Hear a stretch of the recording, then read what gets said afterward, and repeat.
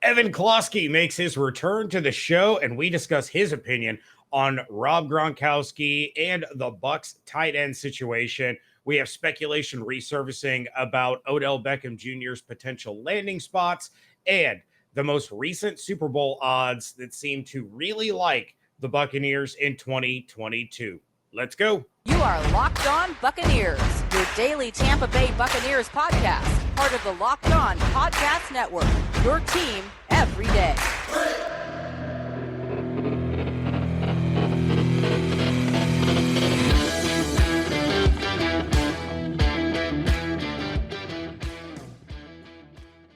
What's up, and welcome to the Locked On Bucs podcast, part of the Locked On Podcast Network, your team every day. We are your daily podcast covering the Tampa Bay Buccaneers, free and available on all platforms, including YouTube. And we thank you for making us your first listen or view of the day. I am James Yarcho, finally rejoined by my buddy, Evan Klosky. You can check out all of my written work at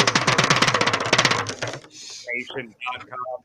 And, of course, make sure you are following along on Twitter at Locked On Bucs, at JYarcho_Bucs, and at eKlosky, WTSP. Evan, buddy, it's good to have you back. Yeah, like if you're not watching on YouTube and you're just listening on Spotify or wherever you listen, I apologize because that little noisemaker thing made no sense. So, but it's great to be back. It was a heck of a run with the Lightning, sad ending. The wounds are still not fully healed, of course, with the trading of Ryan McDonough. But your boy took off last week after the exit interviews. He's refreshed, refueled, and ready for Bucs training camp when that comes down the chute in a few weeks here. I'm never going to emotionally recover from trading Ryan McDonough. That was It's painful. tough. I understand doing a salary dump, but if you're just going to get peanuts in return, why couldn't it have been Killorn? And I love Killorn, but Killorn is not McDonough. That's all I'm saying. My guess is they're not done either. Yeah. So Killorn might also be gone, but we'll conversation for another day. That's right. Yeah, you'll have to check out all that stuff over on Locked On Lightning, because we are here to talk about the Tampa Bay Buccaneers. And Evan, since you've been gone, a lot of things have happened, none more important than the retirement of one Mr. Rob Gronkowski. So, Gronk retires. You drafted Cade Otton. You drafted Keeft. You still have Cameron Brate. What are your thoughts on the retirement of Gronk, the timing of his announcement finally being made? Were you surprised that was the route he ultimately decided to go? Because I think we were all kind of in the camp of, yeah, he'll be back. It's not a big deal. He just doesn't want to do the offseason stuff. Yeah, I mean, I really thought that he was going to be a dude that just didn't want to go through the OTAs. And, then I was thinking that he might go the Strahan route. The season he ended up winning a Super Bowl finally with the Giants, and maybe just emerging in the final week of training camp, being like, you know what, I'm ready to go for the run. Having said that, it's always interesting when immediately following the retirement announcement, your agent is like, you can probably be convinced to come back. We're already setting the stage for that. Like, why do we have to go through the whole announcement process? So definitely wheels had to be put in motion, I would imagine, for the Buccaneers in whatever is going to happen here and who they're going to bring in, because they're going to have to bring in somebody. Unless Cade Otton is somebody who completely wows us early on, which I would be surprised with, since he didn't even get to play in any of the OTAs or suit up in any of the OTAs because of his foot injury that he's been healing from. So you're going to take a guy who's not only rusty, hasn't played in a while with his injury, but also a rookie whose head's going to be spinning with Tom Brady, who's going to put a lot of pressure on you to perform, because this is could be his last ride. Certainly probably his last ride in Tampa Bay. So it's slightly concerning. I don't know how concerning it is in a long term. Like short term, the Bucs aren't going to have Godwin. They're not going to have Gronk. It's really, and not to mention at the beginning of the season, they're going to play all these marquee matchups. So it's going to amplify things when when the record doesn't kind of showcase who they are. So, if they start off 1-3, 2-2, we're all going to be freaking out. But when they get everybody healthy, I don't necessarily know if this changes their trajectory as a Super Bowl contender. And you would assume that if the Bucs can take care of business and prove they're going to make the playoffs, that Gronk would be very interested in returning to the team for a shortened run at one more Super Bowl with his guy. So I certainly get it. Gronk's body has been through hell and back. He just getting back on the field to be a part of the playoffs was a nightmare for him after missing weeks, 3 through 10, 11, 12, whatever it was. Right. So, it's just a grind. So I certainly understand where he's coming from, but it is a bit concerning. I would imagine the team is going to bring in an option like a Kyle Rudolph or a Jared Cook. They need to bring in somebody who can come in at least on third downs and pick up first downs, because you would hope with O'Keefe that you brought in a blocker and Cam Brate can also fill in and kind of do a little bit of both. But you need somebody who's going to step up and be another receiving option for Tom in 2-minute drills, in third down situations. And that's where I'm interested to see where they go. But, having 4 tight ends on the roster, it's a lot. They got a lot of positions that they, when you talk about the 53-man that we can go through later. But I don't know. It's tough. It's tough. We'll see what happens. Now, something that David and I discussed, and I'm curious to get your thoughts because, again, you were somebody that refused to close the door on Tom Brady. That was proven to be the correct approach. You're right. Drew Rosenhaus did leave the door open that, he might be able to be convinced to return, and maybe this retirement isn't officially official. What's kind of your cutoff where we reach the point of no return for Rob Gronkowski, that if he's not back by this time, then he's probably not going to be effective enough to even have on the roster, let alone be somebody who's going to be a key player in a potential Super Bowl run. For me, it was early December. David had pointed to the bye week following that trip to Germany, where we know it would take Gronk a couple of weeks to really get into football shape. We know he'll be in shape, but there's a difference between in shape and football shape. So what's kind of your point of no return here to where Gronk can return and then be effective for the playoff push, versus if Gronk returns here, then chances are he's just not going to be enough of himself to help the team. I agree with David that post-Munich trip. So in that bye week, heading out of it, I'm not saying that he needs to suit up coming out of the bye week. He just needs to get into the fold. By week 12, week 13, I'd like to see him on the field. 13 the latest. I love Gronk. You can't just be throwing a guy in week 15 on the field and then you could look. I welcome him back whatever week he wants to return, but I would say if I were Gronk,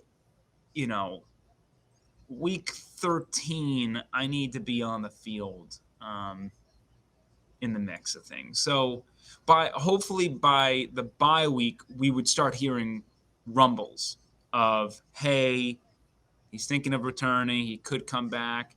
And I think what's interesting about this whole retirement, non-retirement sort of deal is what happens now is it gives Gronkowski options to pick his suitor at the end of the year or midway through the year. So if he signed with the Bucs, he'd be a Buccaneer no matter what happens. And we all expect that Tampa Bay is going to be a great team this year, a Super Bowl contender. But things happen. Injuries happen. Who knows? And if the Buccaneers are sinking, he is stuck on that ship. Now, if the Bucs are 4-4 entering the bye week or whatever it might be, or, after, 8 weeks of action, and the Bills are 7-1 or whatever, might be. He's a Buffalo kid, grew up a big Bills fan. Maybe he wants to be a part of that environment for a Super Bowl stretch and to try and help them out. I think tongue-in-cheek mentioned playing with Joey Burrow. It just allows him to canvas the field. But if the Bucs are a contender fighting for a Super Bowl, I do not imagine he's going to spurn Tom Brady to go somewhere else. So this is just, I think, it just gives him a fallback option by not being a part of the Buccaneers from the start of the season. But I don't care if he returns week 17. I'll take him. All right. Well, there's nothing quite like a little cockadoodie speculating ahead of NFL training camps, and that's exactly what some are doing regarding Odell Beckham Jr.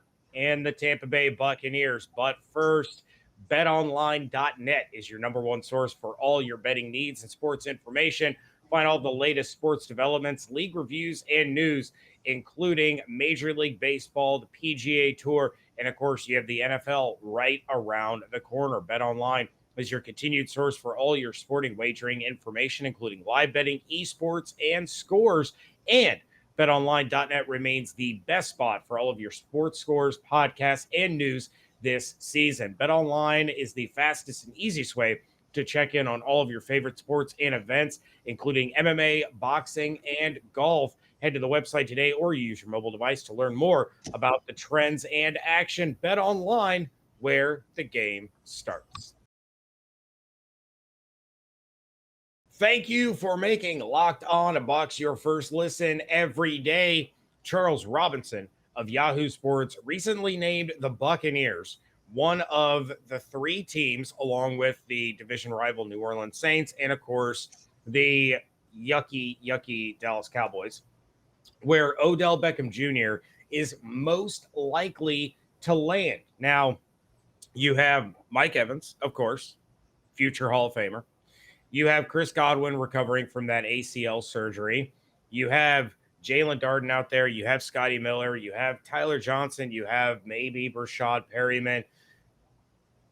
But now you're seeing people talk about Odell Beckham Jr., who also is coming off of a torn ACL, now he claims he played about half of last year with a torn ACL. I'm not really sure how he did that. But, of course, the gruesome ACL tear came in the Super Bowl. So that's about a month and a half after Godwin's injury. So you're looking at a player that's not going to be back until, at best, a month after Chris Godwin returns.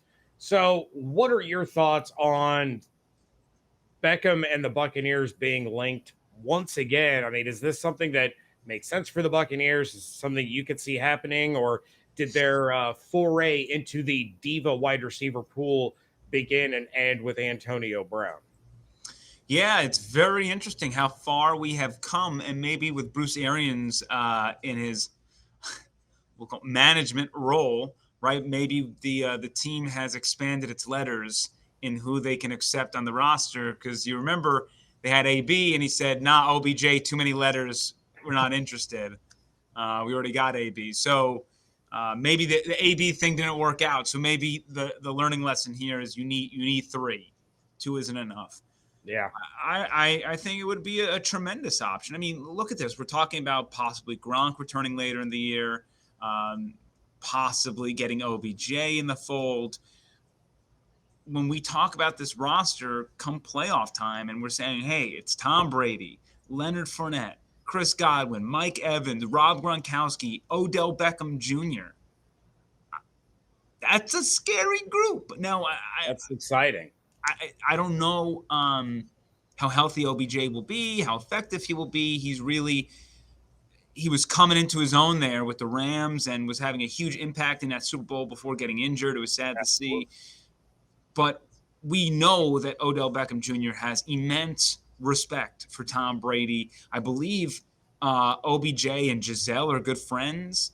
So there is a deep relationship there. And just as much as we talk about Gronk wanting to play with Tom and possibly his last ride, OBJ, I think, would love to be a part of whatever he's cooking up in what could be his last season too. And if it's just a one-year contract, just a a 10-week fill-in to just come on down and play with Tom for one last ride here to be a part of it. Who says no? What fans are going to say no to that?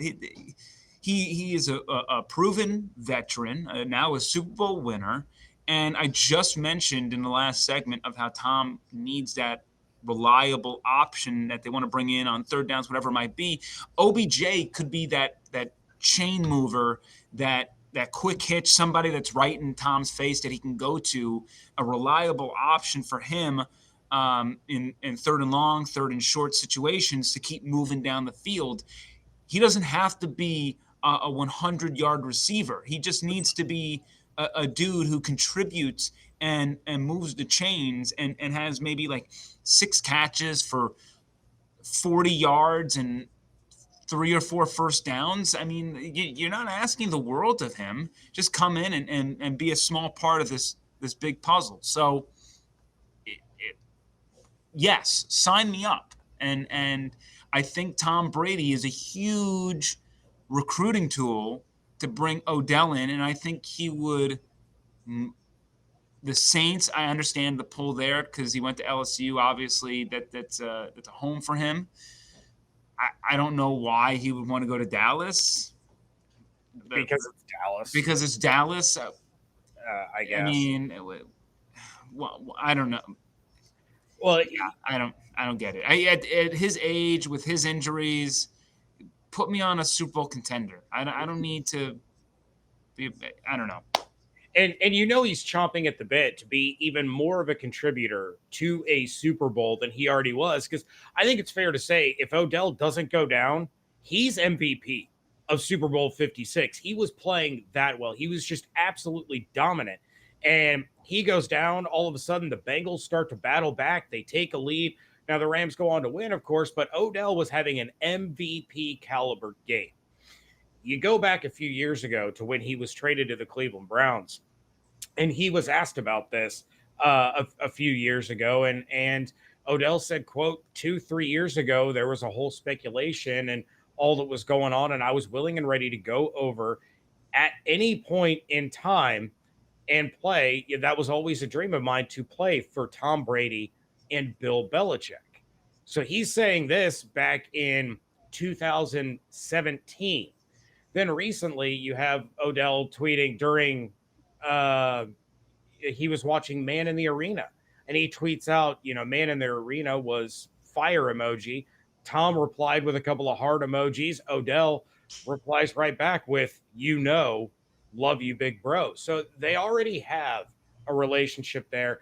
I think Odell still at this stage in his career would like to team up with Tom Brady. The Bucs have $12.5 million in cap space right now. We know Gronk's not eating any of it up as of right now. Of course, we talked in segment 1 about how he could return, but you're not going to be paying, even if you give Odell a $10 million 1-year contract, that's going to be prorated. It's not actually $10 million off of that cap, because you're going to pay him what he plays. So you have that prorated deal. You could get Odell on the cheap. He could be a contributor. I think it would be huge if the Buccaneers ended up getting him. I don't think it would turn into an Antonio Brown situation where he kind of snaps and goes all diva, because let's be honest, things weren't working in Cleveland. He went to Los Angeles, and there were countless Rams players talking about what a wonderful person he was in the locker room, what a great teammate he was. So it might be a little. And what issues has he really brought? I mean, like, AB has like brought significant issues, sure, legal, locker room issues. Like, we knew the character you were bringing in there, but I mean, OBJ maybe comes across as a bit of a diva. Maybe like that's just the what's put out there. Not my words. That's just, I think, the perception of him. And I don't know what he's necessarily done. He was tremendous in New York with Eli. Then he was thrust into an awful situation there at the end in Cleveland. And I don't necessarily think he was ruffling feathers with Baker. I just think that naturally we all were ruffling those feathers. And Cleveland was going down. What was the point? And he wasn't productive there. I think Baker is a part of the reason why he wasn't so successful. We keep pointing to OBJ. I think Baker might be the bigger issue. But I don't even think it's about money if he plays with Tom. He's not going to play a full season. I don't think he wants to exert that much on his body anyway. It will be a limited role. He can get nursed back to health. He can sign a 1-year deal with the team. He can be part of, hopefully, a Super Bowl run, which will only increase his value for the foreseeable future. Then he can worry about being a bigger piece to the larger pie, everything that you said. But for this upcoming season, I don't think that even matters. It's get healthy, try to be a productive piece to prove that I'm still worth it, and have some fun along the way, and try to be part of a winner during a crappy situation where I'm going to miss half the season. So I think that is the route, and why I think playing time and the targets and all this stuff that I think could be part of his future don't necessarily apply to this year. All right. Well, the Buccaneers may not be the favorites in the NFL to win the Super Bowl, but it appears as if they are the favorites in the NFC. But first, this episode is brought to you by Rock Auto. With the ever-increasing numbers of makes and models, it is impossible for your local chain auto parts store to stock all the parts that you need. Why endure often pointless or seemingly intimidating questioning and wait while the person behind the counter orders the parts on their computer, choosing the only brand that their warehouse happens to carry? You have computers with access to rockauto.com at home and in your pocket. You can save time and money. Why would you choose to spend 30, 50, even 100% more for the same parts from a chain store or a car dealership? Rock Auto is also a family business serving auto parts customers online for over 20 years. And it doesn't matter if you're a professional or a do-it-yourselfer, Rock Auto prices are reliably low for everyone. They have everything that you could possibly need, from brake parts to tail lamps to motor oil, even new carpet. Go explore their easy-to-use website today. Find the solution to your auto parts needs. Go to rockauto.com right now. See all the parts available for your car or truck, and write Locked On in their How Did You Hear About Us box so they know we sent you. Amazing selection, reliably low prices, all the parts your car will ever need. rockauto.com. Wrapping things up here on a Wednesday edition of the Locked On Bucs podcast. Larry Holder of The Athletic wrote up some recent odds regarding the favorites to win Super Bowl 57. And as has been the case in most places, the Buffalo Bills are the current favorites, sitting at plus 650. The defending champion Los Angeles Rams are sitting fourth at plus 1,100. The Chiefs have the second best odds in the AFC at plus 900. The defending AFC champion Bengals barely sneak in to the top 10 at plus 2,000. But the Buccaneers are the leader in the NFC, second behind only the Buffalo Bills, sitting at plus 750. So, Evan, your thoughts? There's no Gronk, there's no Sue, there's no Arians, but the Bucs being treated as the favorite in the NFC to win the Super Bowl. Yeah, I think the odds are off. And I think you have to remember, a lot of times odds can help us. In this instance, I feel like it's a fade for the public, who's going to hammer the Buccaneers this year with Tom Brady probably playing his last season. So you have to imagine the amount of tickets coming in on Tom Brady, which is going to send down the value of that bet. So Vegas is just trying to kind of feast off this, allure of Brady in his final run. Okay. Not saying that I don't value the Buccaneers as a Super Bowl contender or a team that you'd want to bet under normal circumstances. I'm not betting against Tom Brady.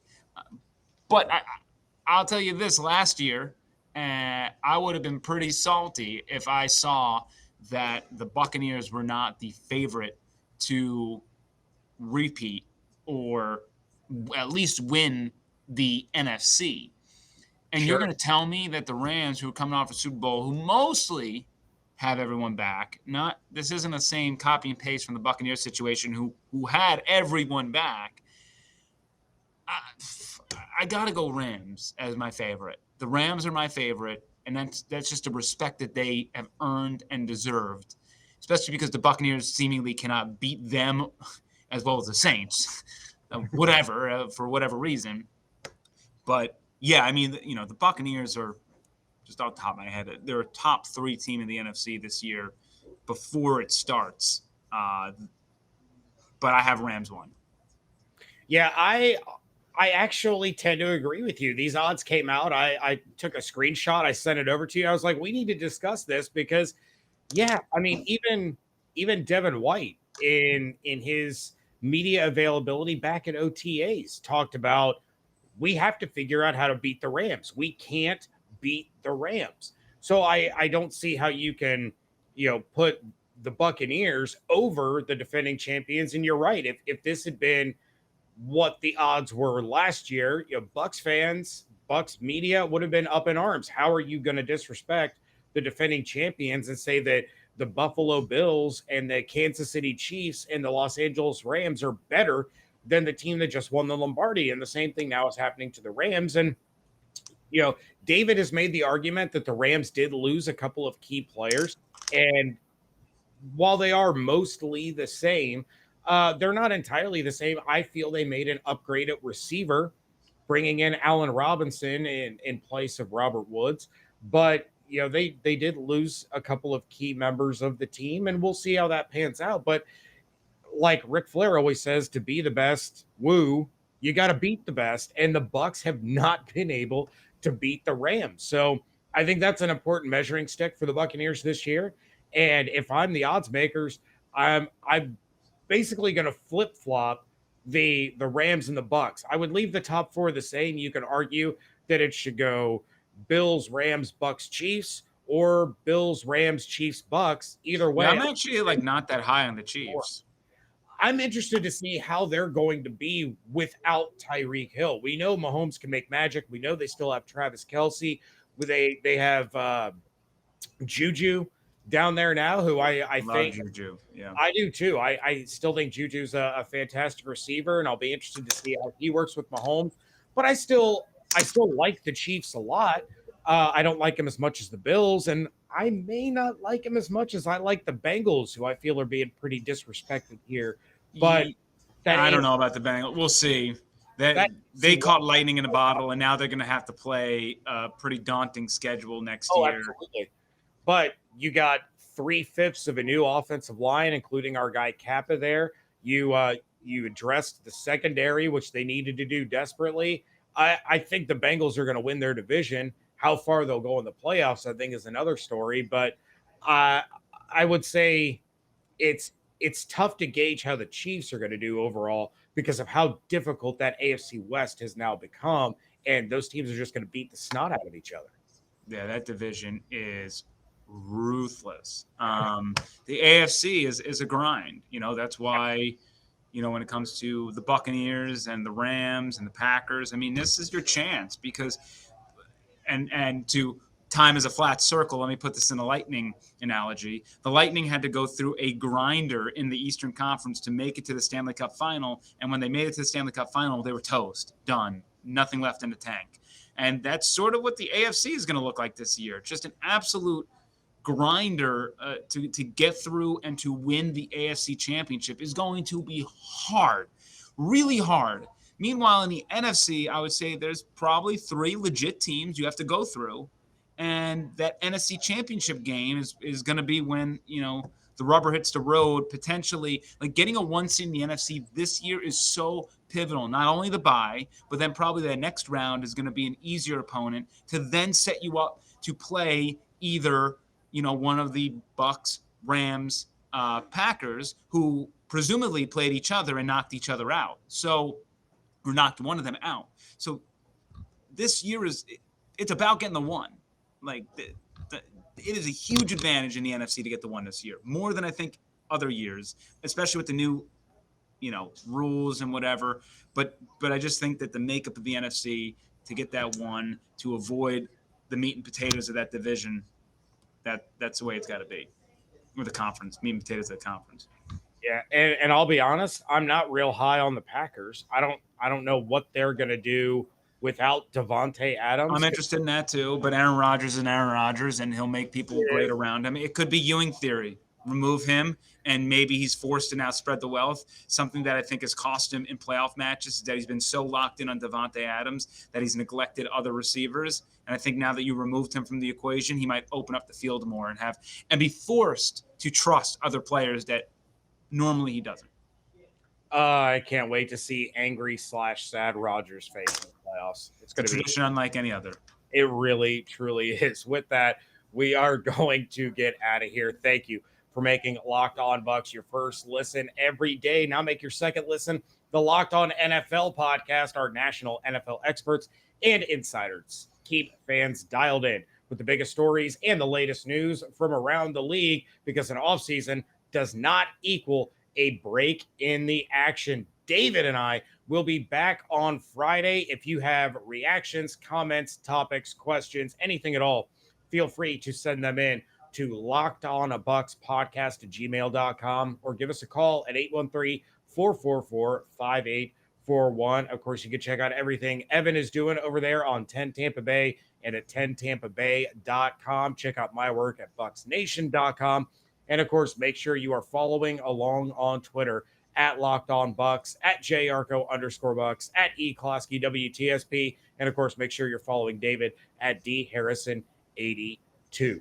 Hope you all have an absolutely outstanding day. Stay safe, stay healthy, wash your hands, be good to one another, fire those cannons. We thank you so much for joining us right here at Locked On Bucs.